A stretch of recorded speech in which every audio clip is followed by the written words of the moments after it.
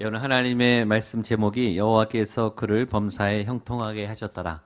오늘 말씀의 주제가 형통입니다. 오늘 말씀의 주제를 여러분의 말씀으로 취하셔서 형통의 삶이 나타나기를 축복합니다. 제목을 같이 읽어볼까요? 저를 한번 따라하시죠. 여호와께서 그를 범사에 형통하게 하셨더라.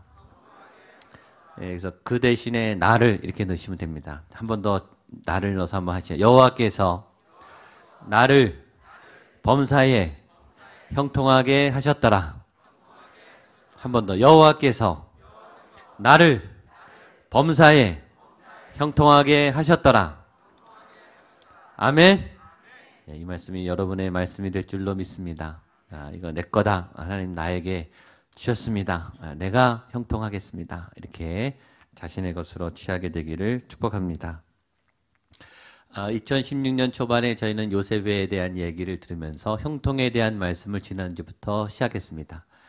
저희가 창세기를 재작년부터 보기 시작했습니다. 지금 2년째 저희가 보고 있습니다. 제가 이걸 2016년 1월 달에 형통을 주제로 하려고 이렇게 짠 게 아니에요. 저는 매주 본문을 새로 정합니다. 하다 보니까 여기 왔는데 2016년 초반에 하나님이 형통에 대한 주제를 계속 말씀하고 계세요. 지금 신문이나 뉴스를 보면은 금방 한반도에 핵전쟁이 일어날 것 같습니다. 또 지금 중국 증시가 몰락하고 유가가 내려가고 또 여러 상황이 굉장히 지금 전국이 불안하고 또 유럽의 테러가 심하고 정말 이 세계가 붕괴될 것 같은 경기가 굉장히 안 좋은 2016년이 굉장히 어두운 소식들이 많습니다. 정치권을 보면 더 어둡죠. 도대체 이 정부가 붕괴될 것 같은 아주 심각한 상황에 있습니다. 그러나 저는 2016년이 여러분에게 소망의 해가 될 거라고 믿습니다. 하나님이 말씀을 형통으로 주셨어요. 여러분 상황을 따라가지 말고 말씀을 따라가세요. 저는 확신하게 선포했어요. 하나님 형통에 대해서 말씀을 주셨으니 이번 한 해는 형통할 줄로 믿습니다. 하나님 교회에게 주신 말씀이 있잖아요. 오늘 여러분에게 금년 안에 목양교회 성도들에게 하나님의 형통의 역사가 나타날 줄로 믿습니다. 형통을 따라가면 하나님의 역사가 형통의 은혜가 형통의 열매가 가득하게 되기를 줄로 믿습니다. 지난주부터 저희가 요셉에 대한 얘기를 했는데 지난주에 형통이라는 얘기가 시작됐습니다. 요셉이 채색 옷을 입고 부모님이 돼서 잘 살 때, 사랑받을 때, 잘 나갈 때 형통이 붙은 게 아니라 망가지기 시작했을 때, 고난이 시작했을 때, 인신매매로 잡혀서 노예로 끌려가기 시작했을 때 형통이라는 단어가 등장했다는 것이 굉장히 특이한 것입니다. 요셉이 평범한 가정의 부잣집 아들의 11번째 아들로 잘 자랄 때가 아니라 그의 삶이 하나님이 붙잡으셔서 이제 역사의 무대에 특별히 신앙의 리더의 그런 반열에 올라가는 그 시기가 시작되는 그때부터 형통이란 단어가 시작됐어요.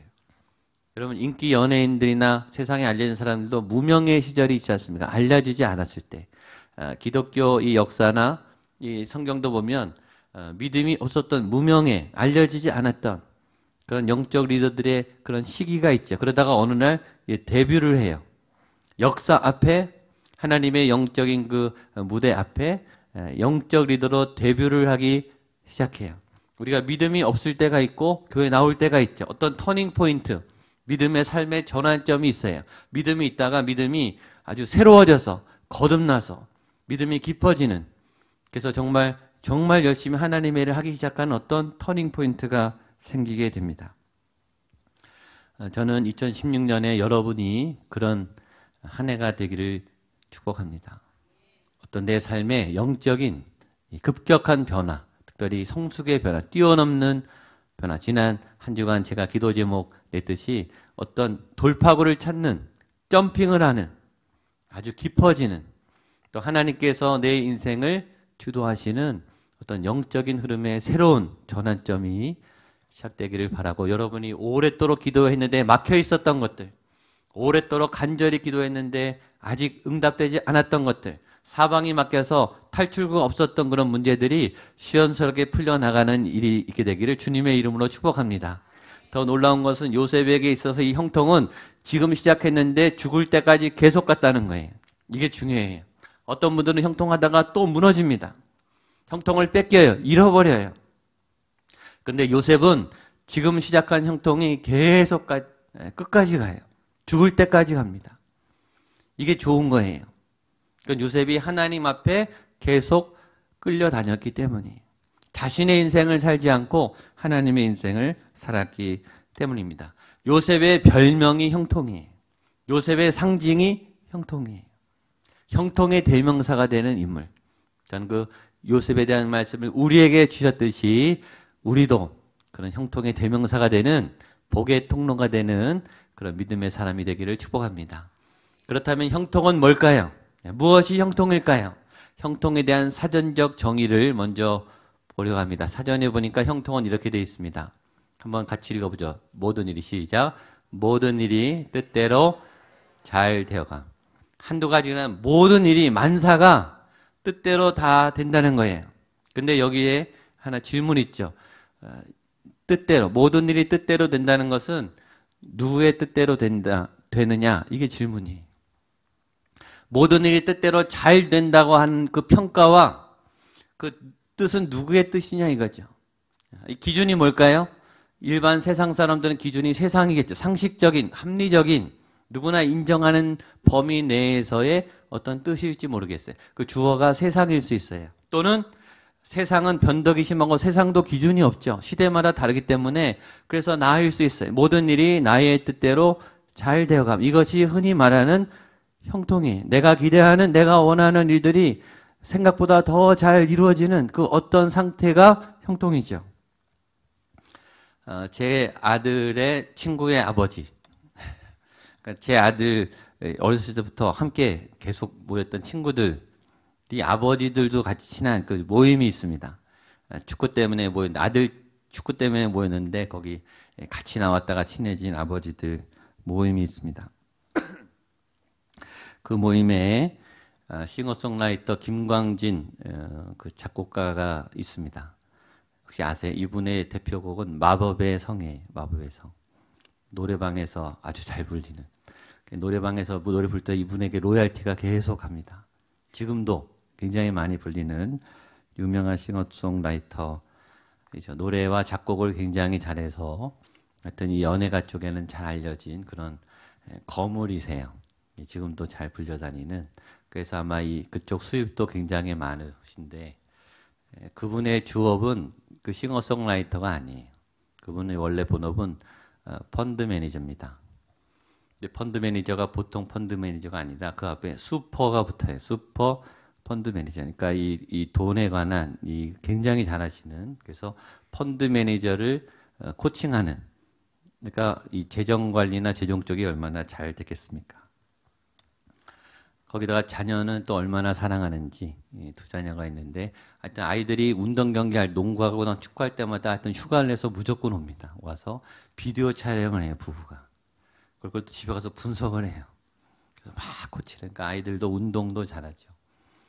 그 다음에 그 아들이 이제 자사고, 현대 고등학교, 자사고 중에 명문이죠. 그래서 전교 2등을 합니다. 지금 서울대에 지금 놓고 기다리고 있어요. 아마 잘 될 거예요.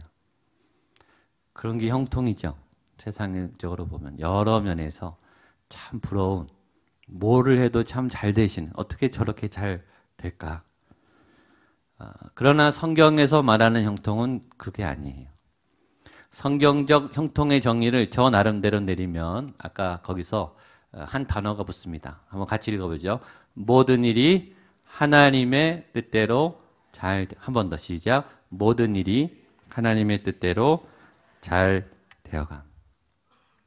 이게 요셉에게 붙은 형통의 의미. 요셉의 뜻대로 일이 풀린 게 아니라 하나님의 뜻대로 일이 풀려갔다라고 성경은 말하고 있는 거예요. 근데 이것이 왜 중요하냐? 여러분, 내가 기준이 되고 세상의 기준이 되면 아까 말했지만 변덕이 많아요. 세상적 기준은 자꾸 바뀌어요. 여러분 잘 아는 유능한 사람, 똑똑한 분들, 지식인들, 또 사회에 굉장히 능력이 많은 분들의 그 삶도 보면은 기준이 자꾸 바뀌어요. 그런 분들 말하는 걸 잘 들어오면 자꾸 바뀌어요. 그러니까 그 말은 뭐냐면 그분들도 헤매고 있다는 거예요, 사실은. 기준이 되기가 어려워요. 그래서 나를 기준으로 삼아요. 세상을 못 믿고 사람을 못 믿기 때문에 나를 기준으로 삼는데 내 기준도 왔다 갔다 하죠. 내가 사람을 좋아하는 기호도 바뀌고 내가 좋아하는 음식도 바뀌고 내가 좋아하는 취향도 시대에 따라서 바뀐다고요. 10년 전, 20년 전에 나와 지금 나는 달라요. 여러분 사람을 믿을 수 있습니까? 절대적으로 믿을 수 있을 사람이 누가 있습니까?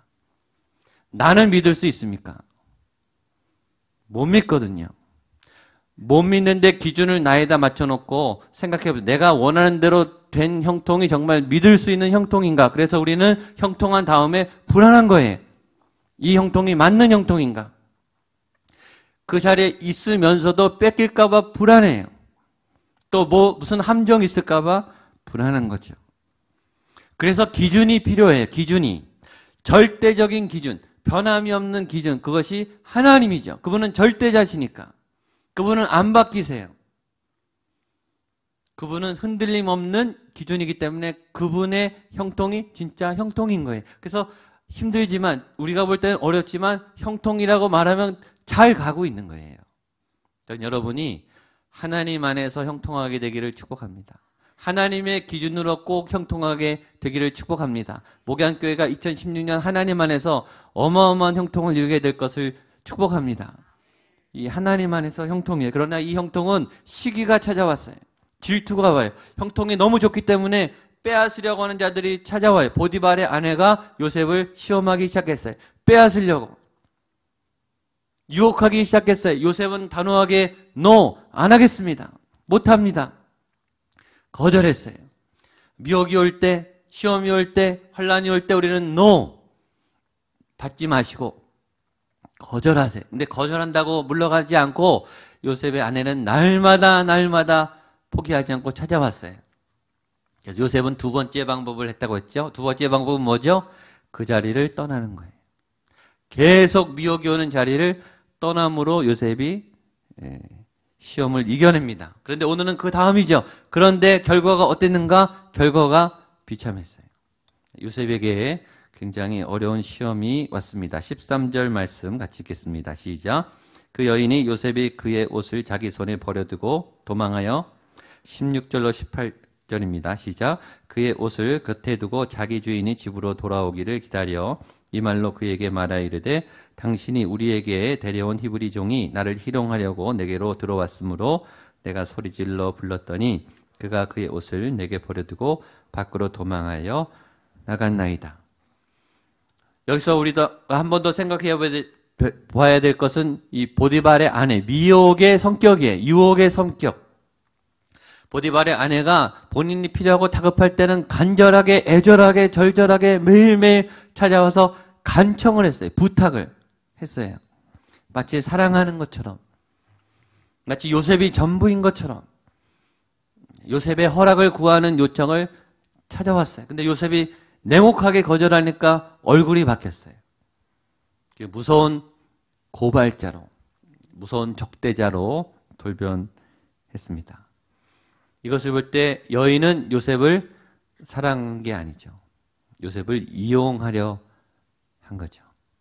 여기서 우리가 주의해야 돼. 사랑인가 이용인가? 나의 사랑은 사랑인가 이용인가?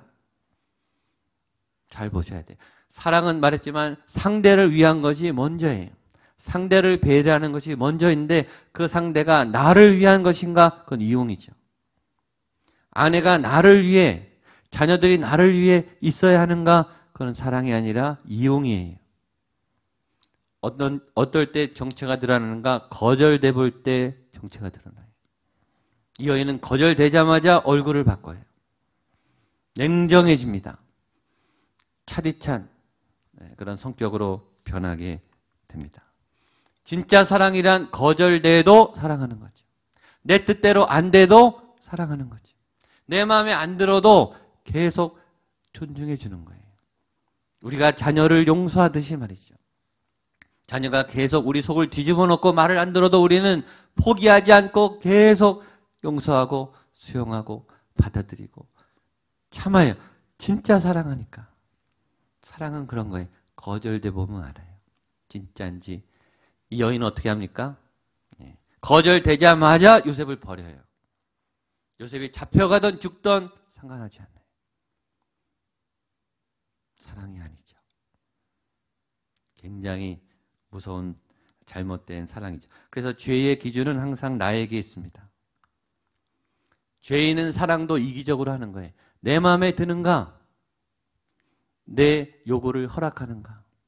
내 기준에 맞게 나에게 맞춰주는가? 거기에 사랑의 기준이 있어요. 그렇게 가정생활하면 어려운 거죠. 이런 분들은 신앙생활도 이렇게 하는 거예요. 하나님이 내 마음에 들게 하시는가? 하나님이 내 마음에 들게 나를 인도하는가?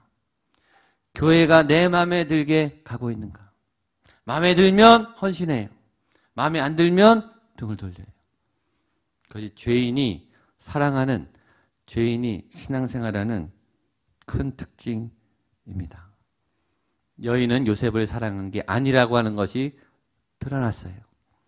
요셉은 덫에 걸리지 않은 거죠. 그러나 그 덫에 걸리지 않은 위험한 일을 빠져나왔을 때 요셉에게 있었던 결과는 혹독한 결과였습니다. 감옥에 가게 됩니다. 19절로 20절입니다. 시작.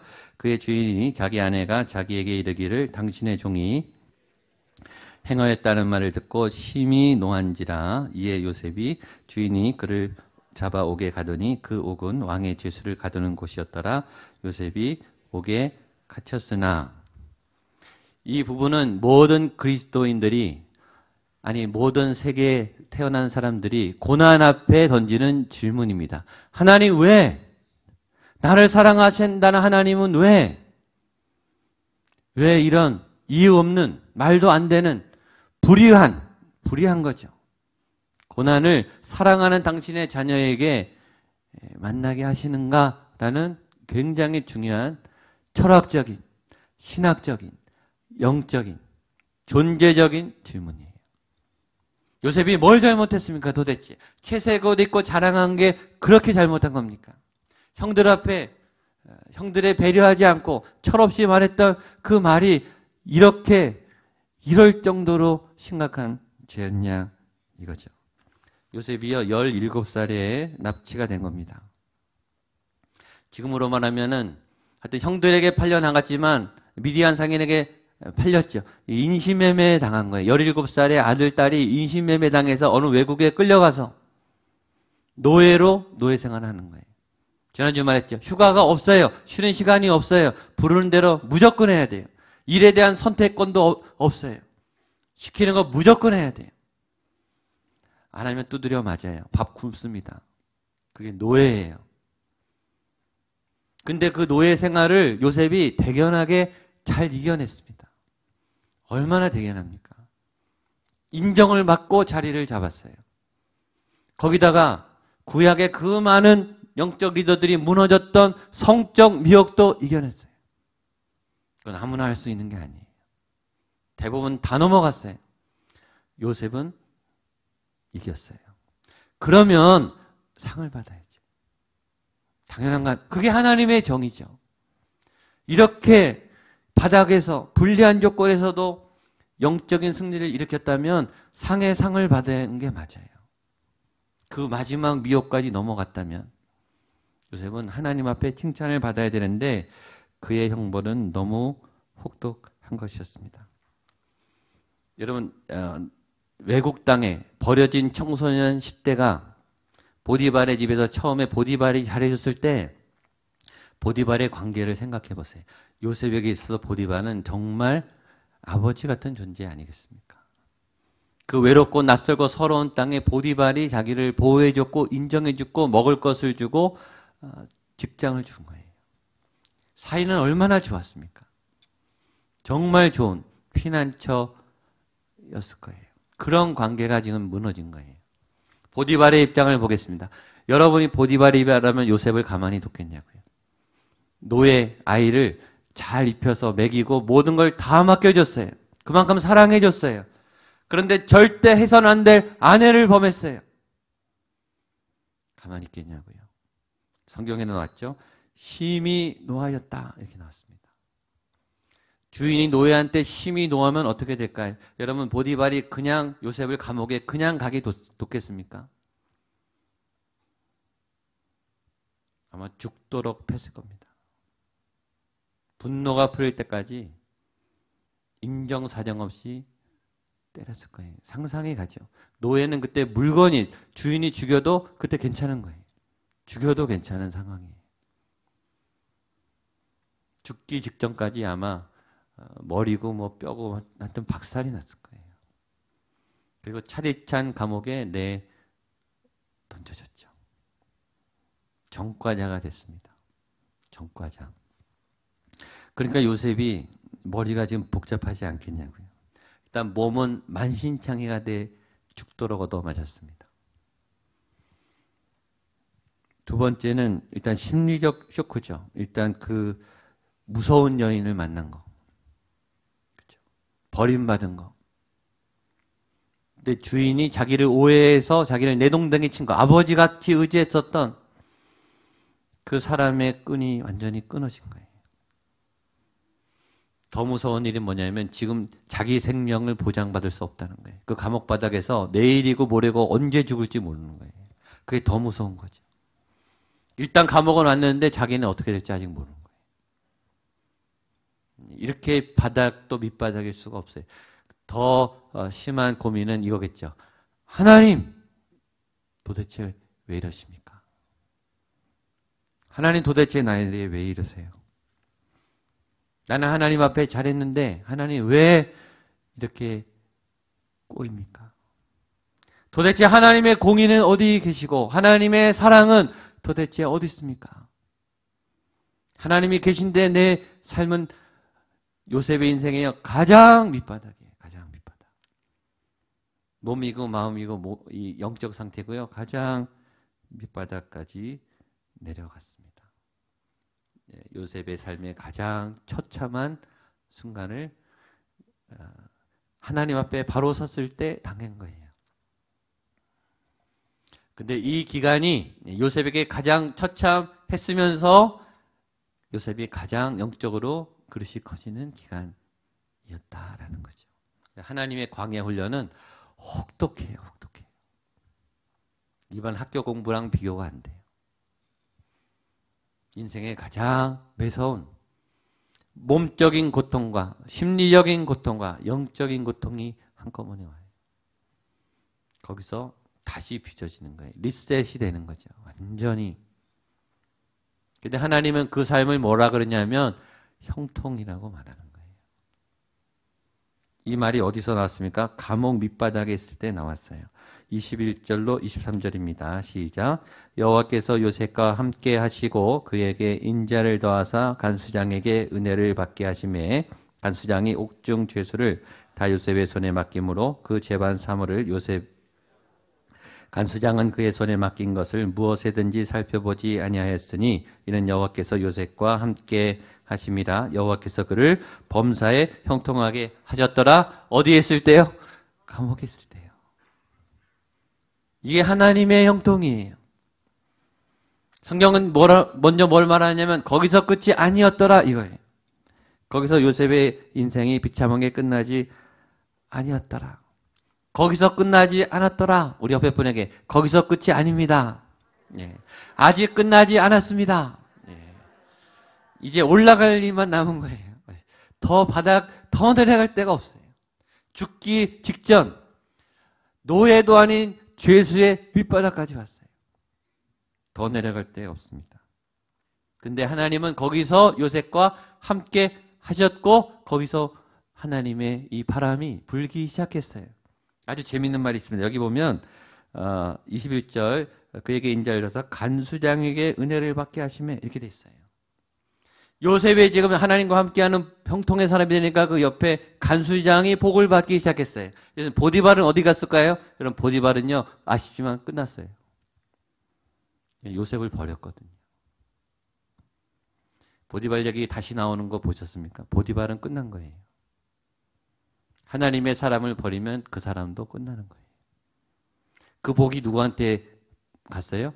간수장에게 갔어요. 이게 하나님의 사람입니다. 다윗이 아들 압살롬이 쿠데타를 일으켰어요. 아버지의 정권을 몰락시키고 자기가 왕이 됐어요. 화려한 궁정에서 파티를 했어요. 내각을 싹 바꿨어요. 근데 성경은 그때 하나님의 눈이 예루살렘 압살롬에게 있지 않고 도망가는 다윗을 따라다녀요. 그게 중요한 거예요. 열왕기 시대에 하나님이 시선이 어디 있었냐면 화려한 유대 왕들의 궁정에 있지 않았어요. 아합이 잔치를 하고 파티하고 아합이 회의하는 그 아합의 정권에 성경은 기록하고 있지 않아요. 성경은 뭘 기록하는지 아세요? 구석에서 촌구석에서 숨어 지내는 디셉 사람 엘리야, 그 엘리야가 만난 사르밧 과부, 그 얘기를 쓰고 있어요. 그리고 유대에 기근이 왔는데, 가뭄이 왔는데 그 사르밧 과부의 집에는 떡이 마르지 않았다라고 성경은 기록하고 있어요. 세상이 어떻게 되는가가 중요한 게 아니라 하나님이 지금 어딜 보고 계시고 누구와 함께 하느냐가 더 중요한 거예요. 우리는 부러워야죠. 나를 빼고 저기서 파티를 하는 것 같고, 나를 빼고 세상이 막 뭔가를 하는 것 같아요. 나는 거기에서 떨어진 형편없는 사람처럼 보여요. 그러나 하나님은 누굴 보고 있습니까? 여러분을 보고 있어요. 하나님과 함께하는 여러분을 보고 있다고요. 성경에 지금은 땅에 있는 게 아니고 직분에 있는 게 아니고 화려한 권력에 있는 게 아니라 하나님이 함께하는, 하나님을 사랑하는 하나님의 사람과 함께 있어요. 유치원 우리 자녀 학예회, 발표회, 큰 행사 있을 때 가보신 분은 아마 다 경험했을 거예요. 큰 행사는 이제 할아버지 할머니까지 가야 돼요. 남편도 휴가 내서 가야 돼요. 안 가면 큰일이 생겨납니다. 가야 돼요. 거기 수십 명의 아이가 아니면 수백 명의 아이가 공연을 하죠. 수백 명의 아이가 무대에 오르내려요. 순서를 하나씩 하고 사라집니다. 부모님은 누구를 봅니까? 자기 아이를 보죠. 일단 다른 애들 막 나와서 봐도 박수를 쳐주죠. 근데요, 제가 보니까 자기 아이가 딱 나오잖아요. 일단 숨을 죽여요. 그 부모님은 숨을 못 쉬어요, 일단. 계속 봐요. 그리고 아빠는 뭘 해야 되냐면, 하여튼, 목숨을 걸고 앞에 나가서 사진을 찍어야 돼요. 사진 못 찍으면 큰일 납니다. 그때는 인정사정 해치고 나가야 돼요. 하여튼, 사진을 찍어야 됩니다. 그리고 공연이 끝나면 어떡하죠? 그 다음 공연이 뭔지 관심이 없어요. 애기 데리고 같이 나옵니다. 누가 잘했는지, 누가 예쁜지 관심이 없어요. 자기 아이 데리고 나오는 거죠. 그게 하나님의 눈이에요. 하나님은 누굴 보고 계시냐면 사랑하는 내 아들을 보고 있습니다. 사랑하는 내 딸을 보고 있는 거예요. 그 무대가 얼마나 큰지, 누가 잘하는지, 누가 멋있는지, 그건 그 다음 문제예요. 내 아이의 문제죠. 21절 여호와께서 요셉과 함께 하시고 그에게 인자를 더하사 간수장에게 은혜를 받게 하시매. 요셉이 있는 그 초라한 자리, 요셉이 있는 그 외로운 자리에 하나님이 함께 하셨고 하나님은 그 옆에 사람들에게 같이 복을 주셨습니다. 금년도 고난이 많을 거예요. 고난이 왜 없겠습니까? 심각한 위험이 왜 없겠습니까? 그러나 저는 금년에 여러분이 형통한 하나님의 형통을 이루는 하나님의 사람이 될 거라고 믿습니다. 이 말씀을 우리에게 주셨기 때문입니다. 상황을 보지 말고 또 빼앗긴 부러움의 자리를 동경하지 마시고 지금 여러분을 보고 계신, 여러분에게 임하고 계신, 또 여러분을 인도하고 계신 그 하나님을 바라보게 되기를 축복합니다. 그리고 그 형통을 이루시는 이번 한 주간 되시기를 바랍니다. 기도하겠습니다. 하나님, 요셉에게 임한 이 형통의 역사가 우리의 삶에, 우리 자녀들의 삶에, 목양교회에, 별이 흔들리는 대한민국 위에 하나님의 나라가, 하나님의 형통이 임하게 하여 주시옵소서. 예수님의 이름으로 기도하옵나이다. 아멘. 함께 일어나